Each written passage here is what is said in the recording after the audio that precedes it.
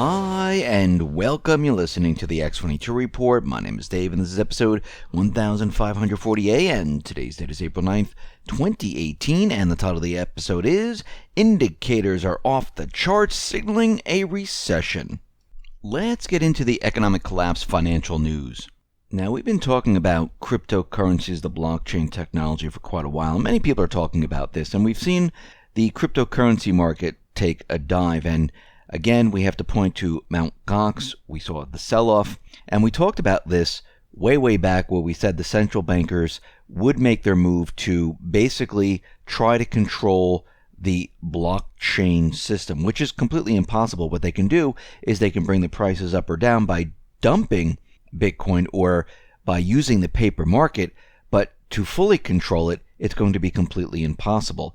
Because as we move forward, everything is going to become more and more decentralized. Regulations are going to be very difficult to control what they want to do, and they can't centralize it. So what's very interesting is they brought the cryptocurrency price way down. And I'm just talking about Bitcoin, and yes, a lot of the other coins are associated with this.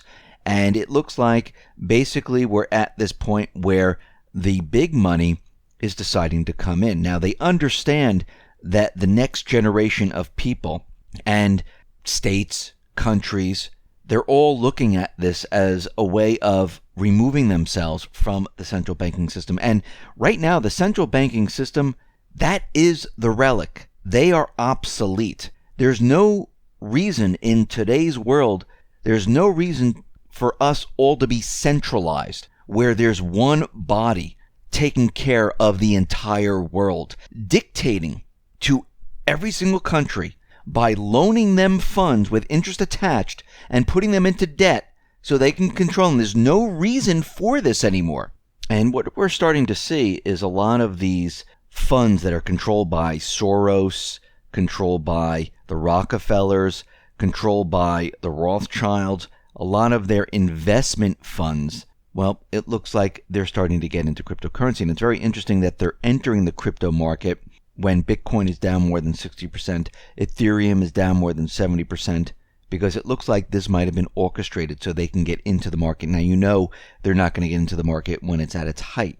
Now, we need to understand that the crypto market is just like the internet in the early stages, where people are questioning, they don't understand what it is, a lot of people don't know what it is, and everyone needs to start to learn and understand what the blockchain system is, what cryptocurrencies are, and how powerful it's going to be.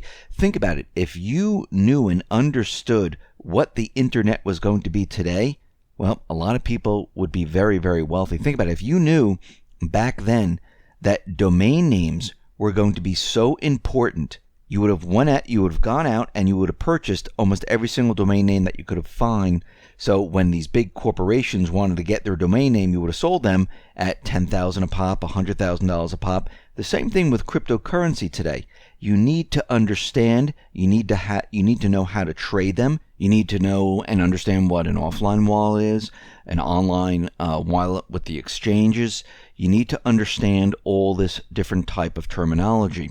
And what's really good about this is, and we mentioned this in this interview with V, Frank, CryptoZ, and Crypto Cowboy. If you haven't heard this interview, you should go to the X22 Report Spotlight YouTube channel, or go to X22 Report or News Sentinel or Steam it, and you can listen to the interview there. They have a school which teaches people what to do with cryptocurrency. They also have a trading room where you can watch CryptoZ and Crypto Cowboy actually trade different cryptocurrencies, how to get in and out of the cryptocurrencies and make a profit. And basically, this is what they call an entertainment room. You need to follow them and follow what they do, follow their advice. And I'm in that trading room also. I'm learning just like you, and basically understand what to do in this whole situation, which is new, it's upcoming, and I believe we'll be transitioning into a crypto type of currency scenario. And we see that Russia, China, and many other countries are headed in this direction. And during the interview, I think it was CryptoZ who even mentioned that China's building a city around a cryptocurrency. So This is absolutely amazing. It's amazing times. And basically, you can see what is happening today. We are in the middle of a transition. It is happening right now. And it's happening at lightning speed. And if you want to go over to the crypto school and stuff, all you have to do is type in X22 Report school.com and it'll bring you right over there. Or you can go to the X22 Report and you'll see the link on the website. But we are entering brand new times here. The economy is breaking down at a rapid pace, and we're going to be heading into a transition. Just like we transitioned off the gold standard back in the 70s onto the petrodollar. Now, did you have to learn anything back then? Did you have to know how to spend your currency differently? No, you didn't have to know any of that. Today, it's very different. Because of technology, it allows us to move away from the central banking system, and it allows us, for the first time, where they can't control what we're doing because of decentralization. Yes, gold, they were able to control because they could say we're going to take you off the gold standard because of speculators, but they can't take you off decentralization to go to centralization. That would be pretty darn difficult. So we are headed into this new realm, and it's approaching very, very quickly. I mean, we've gone through cryptocurrencies, the blockchain 1.0, 2.0. We're going to be heading to 3.0, where we have decentralized exchanges, and it's moving very, very quickly. We see here in the United States the subprime auto implosion. Well, it's in full effect right now. And what we're seeing right now is the smaller subprime auto lenders are starting to implode. And we all know what comes next. The larger companies go bust. And this reminds me of the retail apocalypse, where we started to see a couple of stores, then more stores declared bankruptcy, a lot more stores started to close. We're starting to see this in the smaller companies. Summit Financial Corp, this is a Florida-based subprime finance company, car company.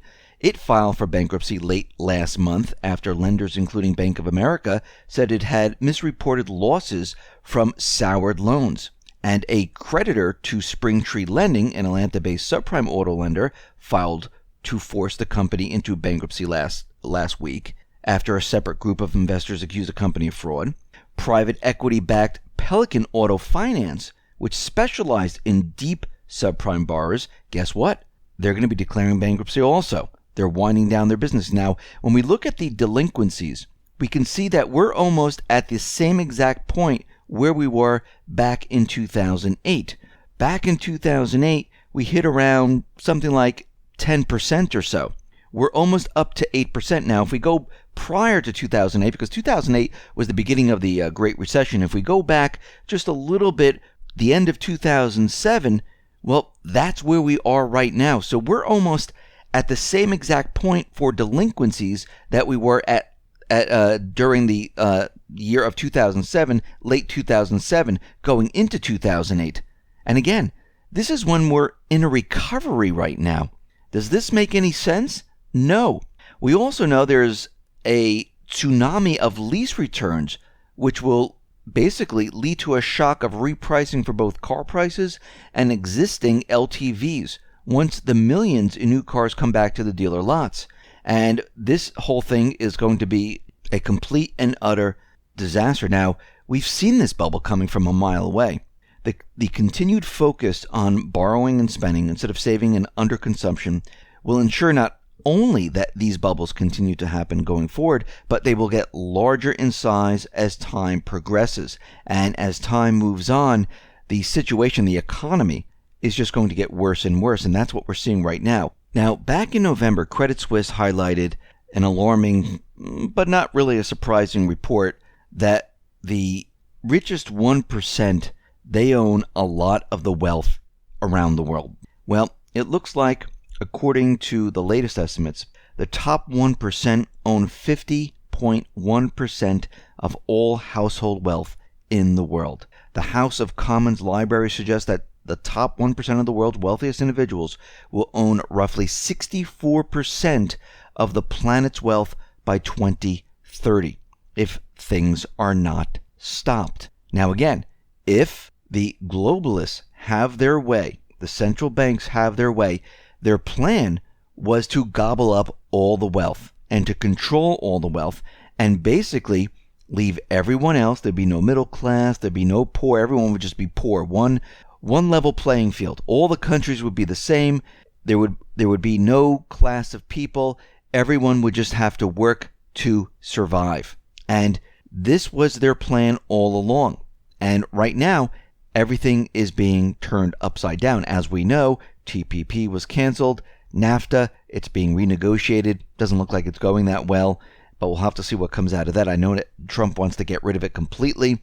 We see the deep state is having major problems in the Middle East, trying to control the situation. We'll talk about that in a little bit. But we also see that we have been looking at and seeing a lot of market indicators, a lot of economic indicators. And here we are today where there's another indicator, which is the market's message indicator. And it looks like it's signaling proceed with caution. And every time we get this, it looks like we enter a recession. Now, the market message indicator is near the peaks of 2000 and 2007. What does that tell us? It tells us, if we look back in history, we entered a recession. Here we are today where we're at that same peak. And if we go back in time and we look at 2008, we hit the peak of about 1.65. We are now at 1.6. If we go back to 2000, we were at 1.6. If we go back to 1997, we were at 1.55. Every time we hit this peak, we enter some type of economic downturn. And what is perhaps most worrisome is the recent chaos in the stock market. And this is warning us, proceed with caution, which means something is on its way. And we've seen many of these indicators. We've gone over them time and time again, showing that we are in a recession. And I really do believe that the recession started in 2016, late 2016, and all throughout 2017 we're in a recession. But the central bankers and those in government have gotten really good at manipulating the numbers. They've learned how to keep the stock market alive. They have the ability now to push and pump stimulus into the economy to keep the banks afloat. They have learned from the past on how to keep everything operational. Think about it. When we were in recessions during 2000, 1997, and going back to all the other dates, they weren't pumping in stimulus. So each time they were able to pump the economy back, or the economy improved, and then the economy would fall again. And this was like a 7-year cycle. They were able to keep us going a lot longer this time because they added on the ability to create more and more currency. Now, when this happens, this indicates this is the end game.